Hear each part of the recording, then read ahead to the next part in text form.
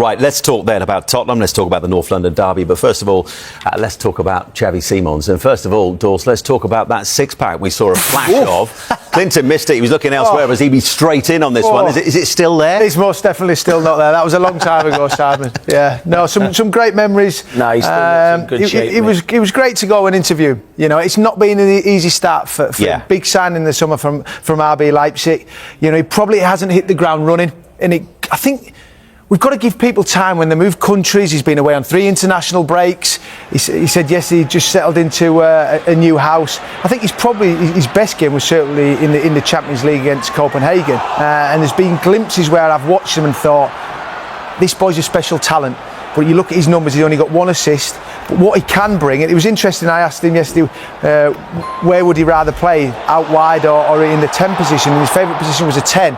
But I think we've seen him drift in different formations that Thomas Frank likes to play. But I think give him time. We certainly haven't seen the best. And I think he knows that. His numbers have to be better. But I think all across Tottenham, it's still early on in people's tenure. Thomas Frank coming in, obviously Simmons coming in, Palhinha's coming in the summer. You've got to remember there's no Solanke, no James Maddison, no Kulusevski. So the big players at the top end of the field. Which puts a lot on his shoulders as well, doesn't it? There is, and he's only 22. And I think that's what sometimes we forget. We look at Wirtz coming in from Germany, and I ask him the speed of the Premier League compared to Germany. He wasn't shocked by the speed of the Premier League, but I don't think it's no coincidence that we've seen the players are playing better in the Champions League than they are in the Premier League. But yeah, I enjoyed meeting him for the first time, and it was a chance for him to get used to the community in Tottenham. But I wish him luck, because it is, when you pay 51 million, you expect probably more than what he's showing at this moment in time. And Tim, coming back to Xavi Simons, when you look at his last 3 seasons before he arrived at Spurs, for PSV Eindhoven and also for RB Leipzig as well, you can understand why the expectations were so high, because he got 91 games played, 37 goals, 26 assists and 63 goal involvements so far this season at Tottenham in 11 Premier League games. You have to go back to the West Ham game for his only assist so far. Where is he best deployed for you? You talked in that interview with Dawson Ledley King about either being on the left or playing that number 10 role. For Thomas Frank to get the very best out of him as he continues to adjust to the Premier League, where is he best for you? Playing where he wants to play. He wants to play as number 10. Thomas Frank don't play as a number 10. So he must have told him when he was coming to sign, Xavi Simons shouldn't have come. You know, if he said, I'm going to play you off the left that you can drift, or play you off the right and you can drift into central areas, then fine. And he's got absolutely no excuse. He's got to deliver when he gets on the ball, and he's got to show a lot more than what he's shown. I think there's a lot of onus on him, like you said, the reputation. But Dawes is absolutely right. It's difficult to adjust to a different country and to adjust to the Premier League. It does take time, and it normally takes time, and the time becomes easier if you've got better players around you. You know, you get feeding him the ball. The fans like him. You know, he got booed when he brought him off against Manchester United last week, or before the international break. But that's for a reason, because they're starved of any creativity within the rest of the team. And we're saying that Tottenham are doing well in the Premier League, but at home they're not doing very well. So this game on Sunday is all about making heroes, and there's a chance for him to be an instant hero. You can score against Arsenal and get a positive result, then automatically you get elevated into that hero status, and they've got an opportunity to be able to do that. He's got the ability, of course he has, but they're all very similar in his position. Odergard, Tell, Kudos. Kudos has done all right, but they're very, very similar. So I don't think Tottenham have got the balance right, and certainly haven't got their recruitment right. Let's go back to Tottenham and let's push things on, Clinton, to that North London derby tomorrow, the 198th between the two sides. And going into this game, what kind of shape are Tottenham in? Because at home, it's been frustrating. It's been difficult at times, hugely frustrating for the fans. But away from home, a somewhat different story. We've seen them go to the likes of Man City and wins. So in some ways, where they're at under Thomas Frank so far, is it better for them than it is at Arsenal tomorrow? Yeah, definitely better. Everyone makes Arsenal favourites tomorrow. There's no pressure on Tottenham, and they've been better away from home than they have been at home. Why is that? That's the million-dollar question. Is there more pressure to perform in front of the home fans than there is the away fans? I don't know, because it's a strange one, because you're looking at it and you're thinking to yourself, how are they not getting these results? Usually it's easier to go away from, that is why it's easier to go away from home. We were speaking about it earlier, in front of 5,000 fans, where you've got 60,000 fans all baying for you not playing the right way. Because you know what Tim will tell you, the way Tottenham want to play, all those Tottenham fans want to be entertained. They don't want the Thomas Frank style of football. They want to be entertained. It is going to be a difficult game against Arsenal. It's going to be a really difficult game, but you just never know if Tottenham go there with a game plan and try to play on the counter-attack or cause problems from set pieces. They have half a chance. Let's just try and wrap up the North London derby from a Tottenham point of view. Back to you, Dawes. Just in terms of, listen, there's always pressure for both sides that goes with a derby of this nature, but were City later to win at Newcastle United in the Saturday night football, that narrows the gap to 1 point ahead of this game. That starts to ratchet up the pressure, even though it's only going to be 12 games in come the end of the weekend on the host tomorrow, doesn't it? There is huge pressure on this game. Bragging rights, playing in it many times, and, you know, on the right side a few times, on the other side hard. It really, really is. And I always looked at Arsenal, and we talked about how good they've been recruiting in the summer. And, you know, when they got top of the Premier League, they go away to Sunderland and they concede a last-minute equaliser. And you say, how are they going to respond to that? Because Liverpool have fallen off.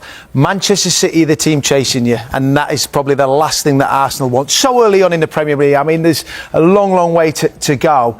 But, yeah, as you say, if Manchester City beat Newcastle tonight and then tomorrow, all form goes out the window. I mean, it's been a long time since Spurs have won at the Emirates. Let's not kid ourselves. 1 in 32. Yeah, a long time. 2010, wasn't it, the last one? I think it was, Eunice Kabul was so it must be about time that they turn up and change that. And I think for Arsenal, losing, for me, one of their most influential players in Gabriel in a North London derby, the fight, aggression that he shows week in, week out, defending the box, both boxes incredible. He will be a huge miss. Dawes, handbrake that one, because we're going to come on to him. Okay. Keep your powder dry. Well, I was just going to go into Spurs. This has to be a massive opportunity for Spurs to go, right, here we go, we're away from home. Our away form has been better than the home form. Let the handbrakes off. Let's take the game to Arsenal. I think the first 20 minutes will be very, very cautious. It has to be. The home side will dominate possession, and then let's see how the game opens up and can we hit them on the counter-attack. Nice. I don't expect Spurs to come out guns blazing. Nowhere. Two handbrake references in the space of a minute. There you go. Because you pulled it on and I had to let it off again.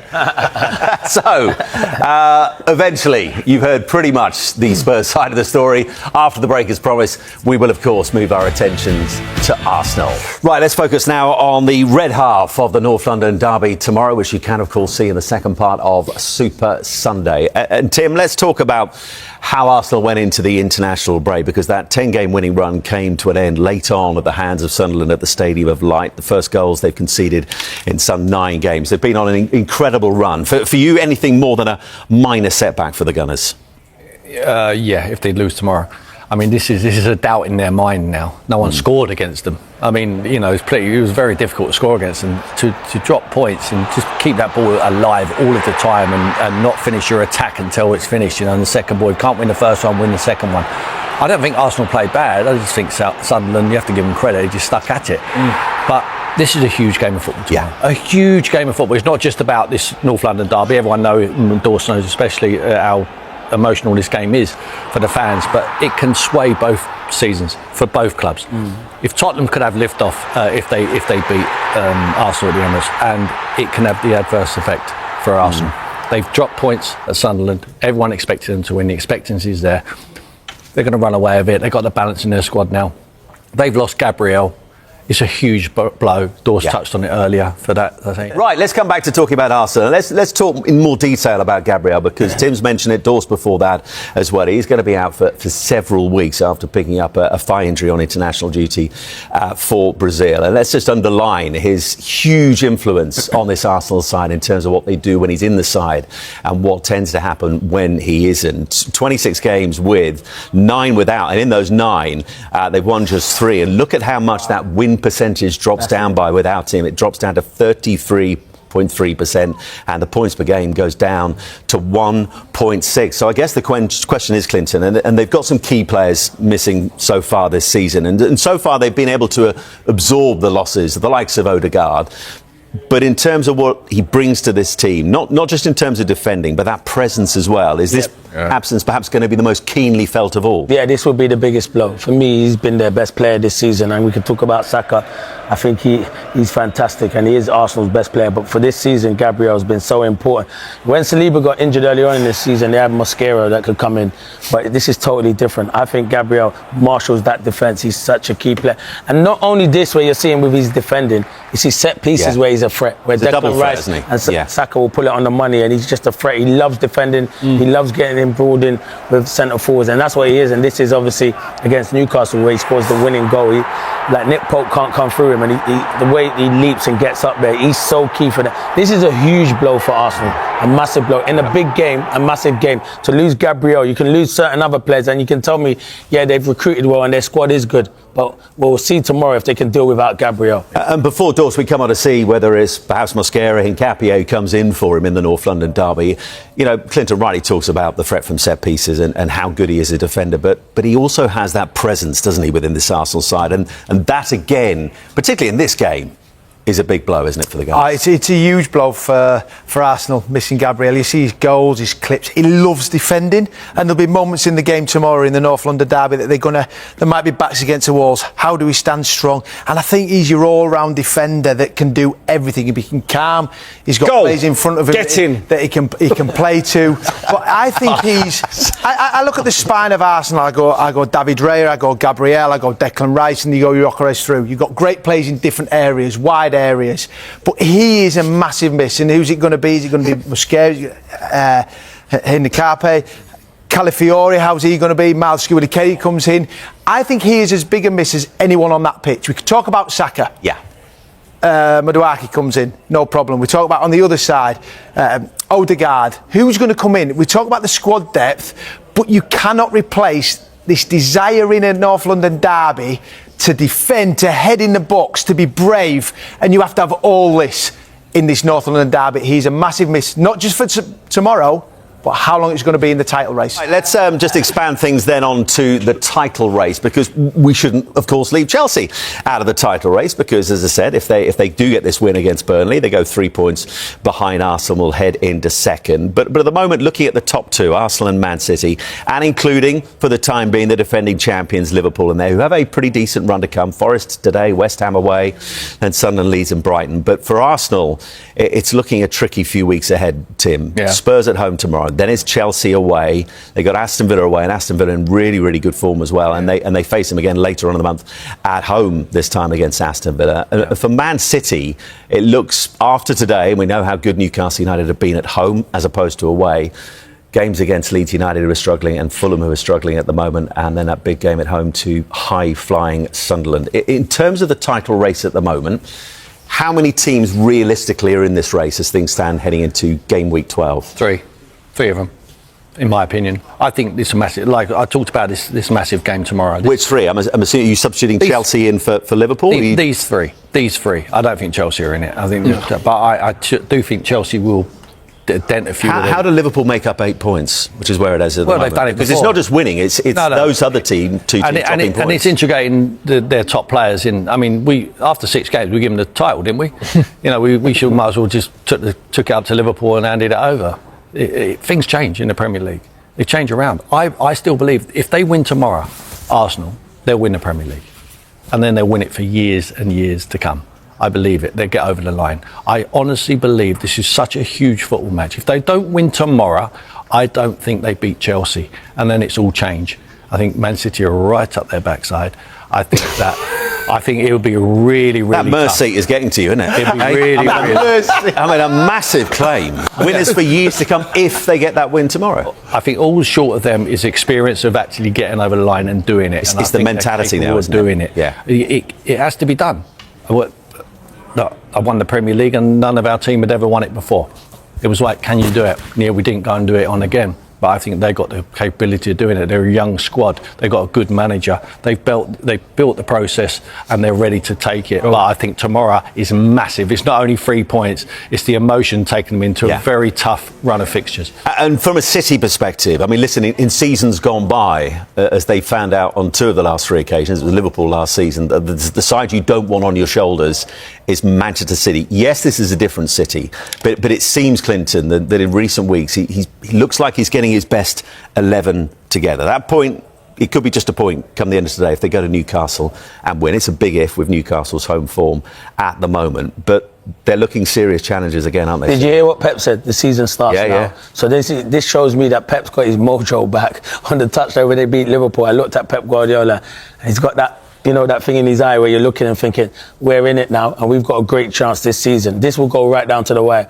I agree with Tim. I don't think it's about tomorrow's game. I think it's the next 3 or 4 games because they do have Aston Villa in there and they have Chelsea.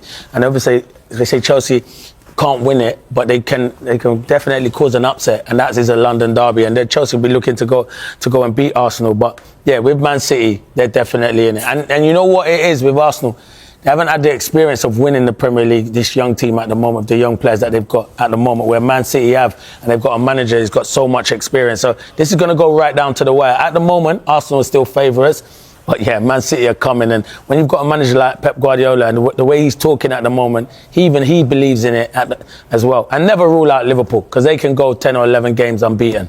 But, Dawes, final question on this. It's a massive if, and obviously from a City perspective, and just from a Premier League perspective, we don't want this to happen. But were Erling Haaland to pick up a reasonably long-term injury, can they remain in the title race? Not for me.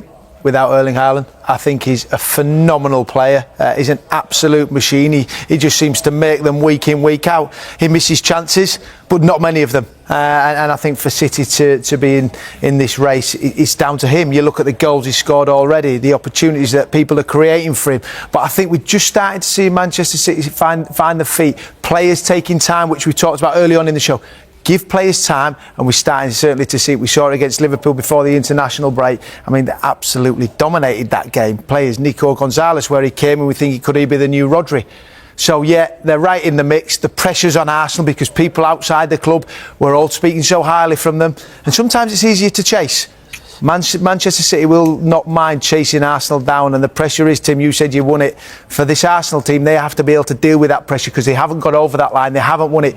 Manchester City have done it for numerous years. I know this is a new Manchester City team, but they will not mind. They'll keep chugging them down and they'll keep chasing and putting the pressure on Arsenal. Who do you want to win tomorrow, Dawes? Only one team to win tomorrow, I hope. Absolutely ridiculous. Don't just because it's testing him. Hey, not the red team. But Tim, let's look at Spurs. I mean, they're currently 5th, but the fans, they're still not really sold on Thomas Frank, are they? No, they're not. It's because of their form at home. It's not been good enough. Not been entertaining. They haven't been picking up results. The fans will tolerate no matter how you play. They did it with Jose, they did it with Antonio Conte. If you're winning every week, as soon as the results start dipping, like they have with Tottenham, especially at home, then they start looking at being entertained and the performances, and it's not been good enough. And I can't really put my finger on it. They're 5th and they was 17th. They're 5th, but I can understand why. I mean, I did that game against Man United. They were both as poor as each other. I mean, it was a very poor 2-2. But on the other hand, you've got to take them away from home, like they're going to the Emirates. It's going to be difficult. They make it difficult. They play on a counter attack. They're not under as much pressure to play a certain way, like the home fans bring. They can play how they want. They can suck up the possession. They can suffer.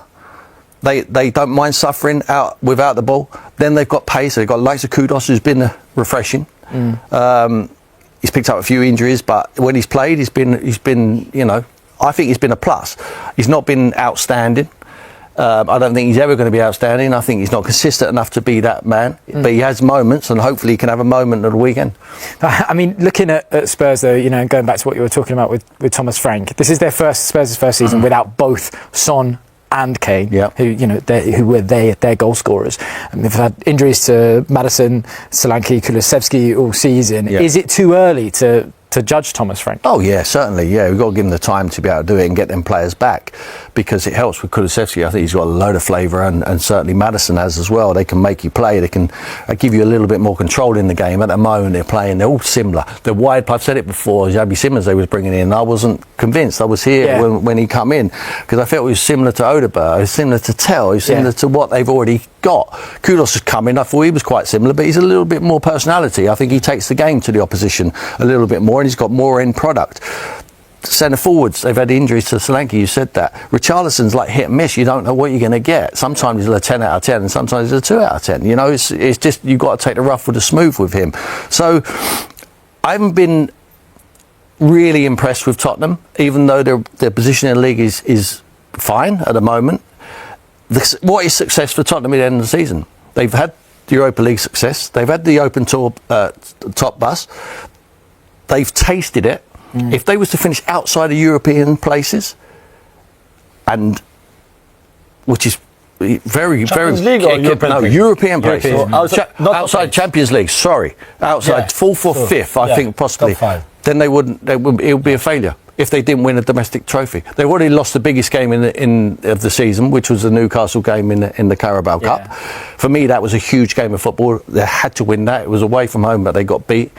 So I think they're up against it to have a successful season, because the only thing the Tottenham fans will see as a success is to finish in the Europa League or Champions League. Sorry, Europa League will not tick the box for them. What have you made of Julian? What have you made of Thomas Frank and Spurs so far? I think the Spurs fans are a little bit too harsh. I don't know if it's too harsh. I think Tim said it really well. He's a pragmatic coach. So I think the defensive structure came first, although they considered a bit later. But certainly, I think they would be solid first and foremost, and then they would probably play a bit more with the ball. I think the Son and Kane point is very interesting, because they knew for a long time that Son would not be there.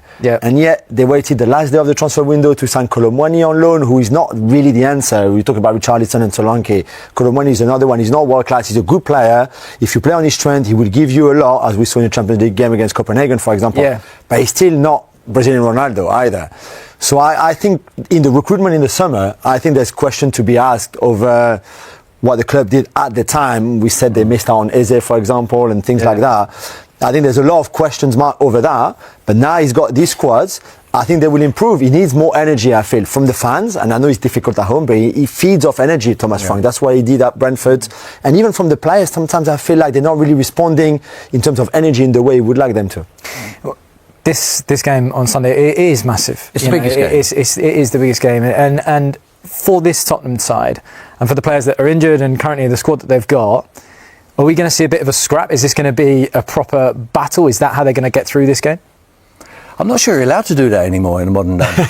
But do you know what I mean, though? Is it going to be one of those, backs against the walls? Exactly. Is it going to be? It will be a low block. It will be you break us down, and we'll try and catch you on the counter attack. That's what it'll be. Long throws, set pieces. I mean, Thomas has said it in his press conference today. If we can nullify them on set pieces, we're half the battle.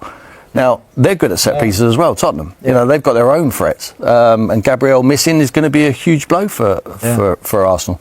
But Arsenal they want to go out there and put a performance on. You cannot underestimate how big this game of football is for Arsenal.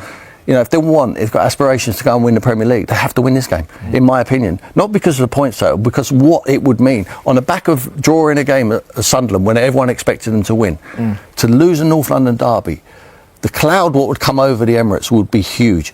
You've got to forget the Bayern Munich game. They will qualify through the group anyway.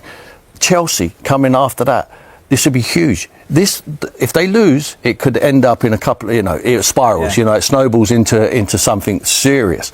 They'll still be there or thereabouts, but everyone will be the same old thing. Arsenal bottled it. Can't play without Gabriel. The same old question marks will be coming into play.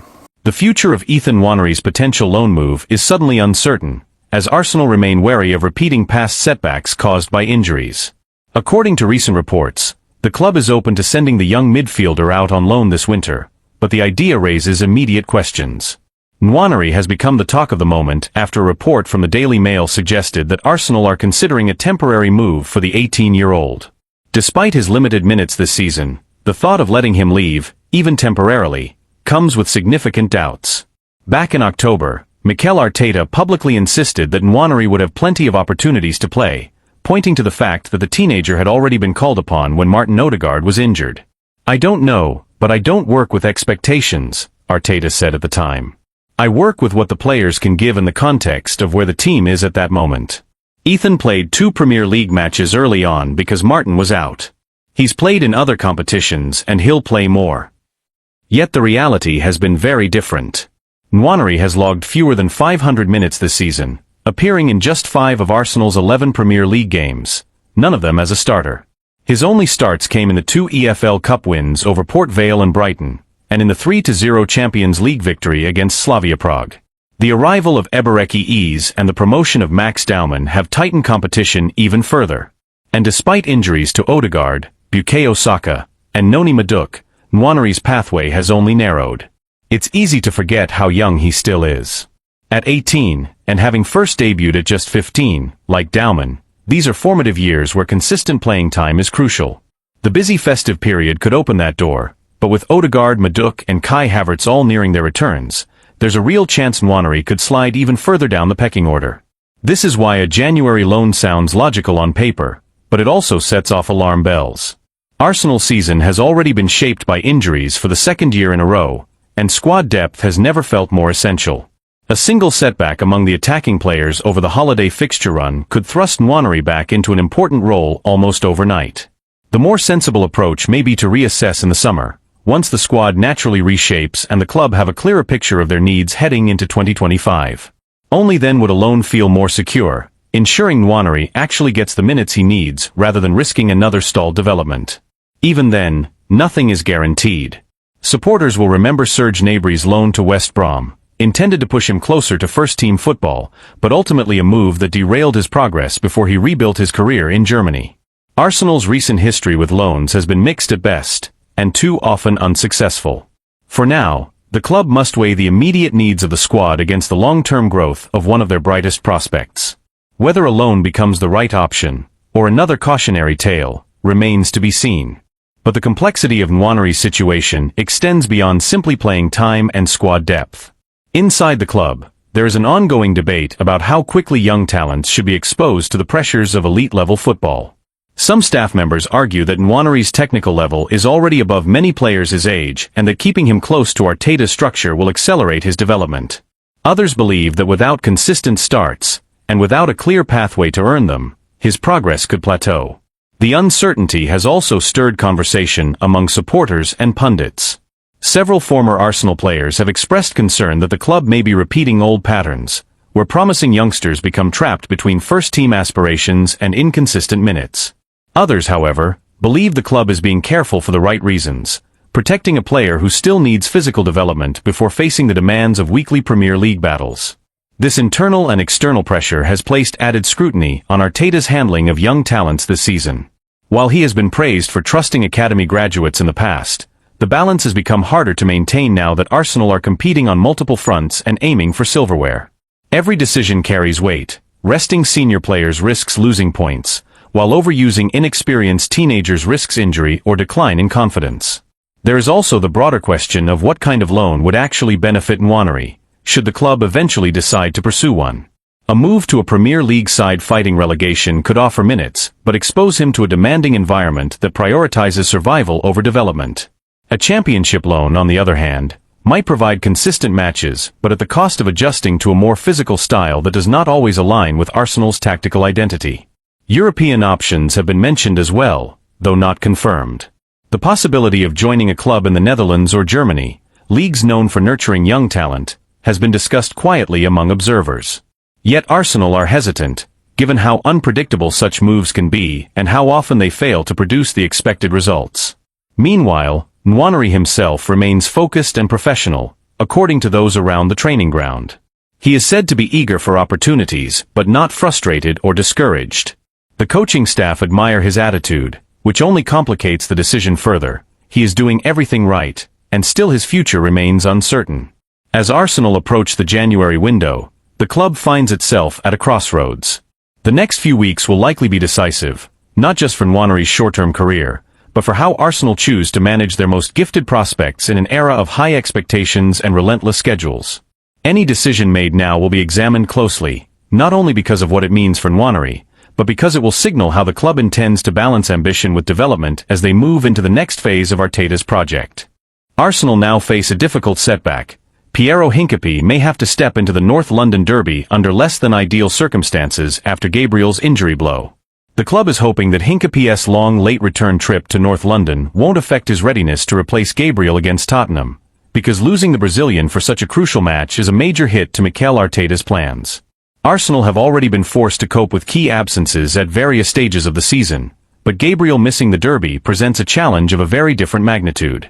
Naturally, the focus shifts to who will fill the gap on the left side of Arsenal's defense, and for many, the most logical answer is Piero Hincapié. The summer signing impressed during his only start for the club so far, an outstanding display at left centre-back in the League Cup win over Brighton. That night, he partnered with Christian Mosquera, who is also an option for Arteta on Sunday. One possible configuration would see William Saliba move to the left, with Mosquera taking his place on the right, depending on how heavily Hincapié's international travel weighs on Arteta's decision. And that travel is far from insignificant.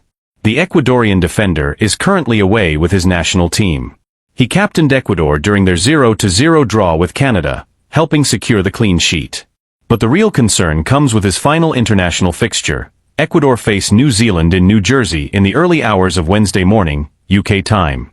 The match kicks off at 1:30 a.m. and is expected to finish around 4 a.m.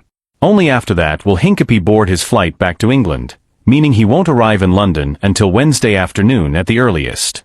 From there, he will have just a handful of days to recover, settle back in, and prepare for one of the most intense fixtures of the season.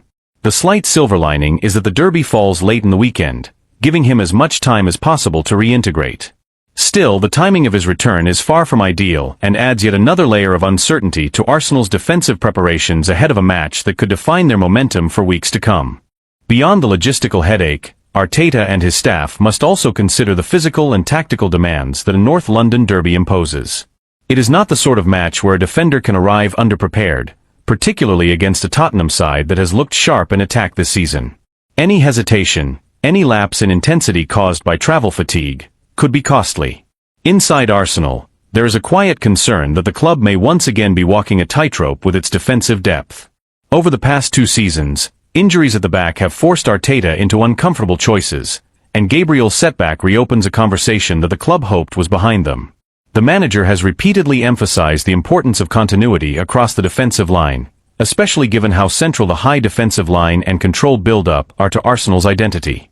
Gabriel and Saliba have been at the core of that stability, and disrupting it inevitably changes the team's rhythm. Analysts close to the club have noted that Hincapié's profile fits the role well, confident under pressure, quick across the ground, and capable of progressing the ball with either foot. However, they also caution that he is still adapting to the Premier League's pace and physicality. Throwing him straight into a derby environment may accelerate his integration, but it also carries risk. Supporters have expressed mixed reactions as well. Many are eager to see Hincapié given a real opportunity, believing his style suits Arsenal's long-term plans. Others worry that asking him to deliver immediately, under difficult circumstances, could place unnecessary pressure on a player still in the early stages of adjusting to English football. The timing of Gabriel's injury also complicates Arsenal's broader goals. With a congested winter schedule approaching and the title race tightening, every match takes on heightened importance. Dropping points against Tottenham could shift momentum, not just in the standings but in confidence across the squad. It also forces Arteta to rethink how he manages minutes for defenders who have already logged heavy workloads this season. Club insiders say the staff have been preparing contingency plans for weeks, anticipating scenarios where international duties and injuries overlap. Yet even the best planning can be stretched thin when travel delays and late-night kickoffs are added to the equation. In the coming days, the medical and performance teams will conduct assessments to determine exactly how ready Hincapié is for Sunday's showdown.